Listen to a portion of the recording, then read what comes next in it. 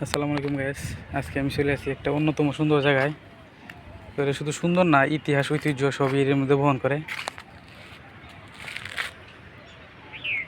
যে জায়গাটা বাংলাদেশে এক নামে সবাই চিনে,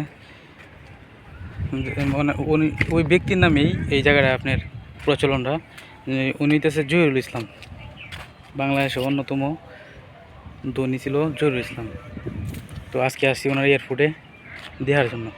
আমি বেশ কিছুদিন ধরে বলতেছি যে ওই জায়গায় যাইবো, গিয়ে দেখবো, ঘোরাঘুরি করবো। তো আমি এই জায়গায় আসি একটা কাজের সুবাদে, একটা প্রয়োজন এই জায়গায় তাই, কিন্তু আসা হইতেছে না। কিন্তু আজকে এর আগে 2 থেকে 3 বার আসছি, আসার পরে দেখা গেছে যে আপনার বন্ধ, প্রায়ই বন্ধ থাকে।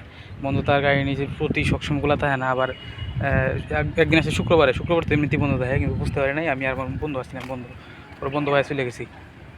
এর ভিতরে আরেকবার আসছি, এক ছোটো বাইরে নিয়ে আসছিলাম, তখন আপনার ঢুকতে পারি নাই, বন্ধ ছিল।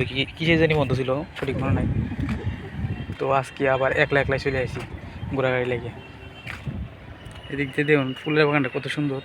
ফুলের গানটা এত বেশি ভালো লাগতেছে, কিন্তু ফুলের নামটা আমি জানি না কি ফুলের নাম। তো আসার পরে এই যে দেখেন রানওয়ে, এই যে 2টা হেলিকপ্টার রান করানি আছে, দাঁড় করানি। এই যে এই পাশে একটা, আর ওই যে ওই পাশে সাদা বাসতেছে না অনেক দূরে, তো ওই পাশে একটা আছে।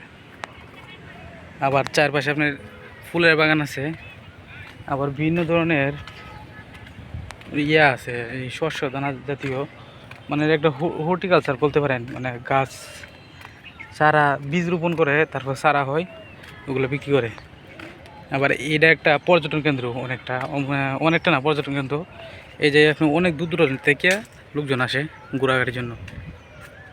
রানওয়েটা এতটুকুই, ওই যে ওই পাশে দেওয়া যাইতেছে, আর এই পাশে দিতেছে ওই যে একবারে কোনো শেষ।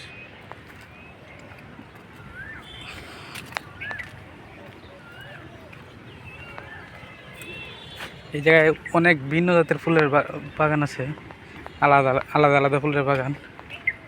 আবার এই পাশে একটা আমের বাগানও আছে, ওই যে আমের বাগান। আমি সামনে ক্যামেরা ধরতেছি, তো তার কারণে সব কিছু সঠিকভাবে দেওয়া যাইতেছে না। তো আমি 2 দিন আসছি, এর আগে 2 দিন আসছি, কিন্তু ঢুকতে পারি না। আজকে ঢুকছি ঠিক আছে, কিন্তু কোনো পর্যটক নাই। পর্যটক ছাড়া অবশ্যই পর্যটক কেন্দ্রে ঘোরার কোনো মজা নাই। এই যে এই পাশে আম বাগান, আম দেখা যায় অলরেডি হয়ে গেছে, ছোটো ছোটো এখনো।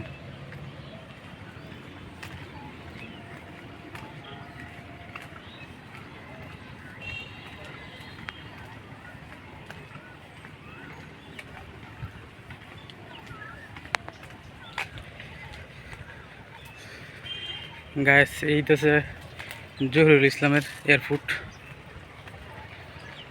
যা বাংলাদেশে সবাই এক নামে চিনে, জহিরুল ইসলাম এয়ারপোর্ট নামে। কালের বিবর্তনে দেখা গেছে এয়ারপোর্টটা এখন বন্ধ হয়ে গেছে পুরোপুরি, কিন্তু পর্যটক এরিয়া বললা অনেক দূর দূরান্ত থেকে এই জায়গায় আসে লোকজন দেখার জন্য। তো আমি আসছিলাম দেখার জন্যই। এখন অলরেডি চলে যাইতেছি, বাইরে হয়ে যাই।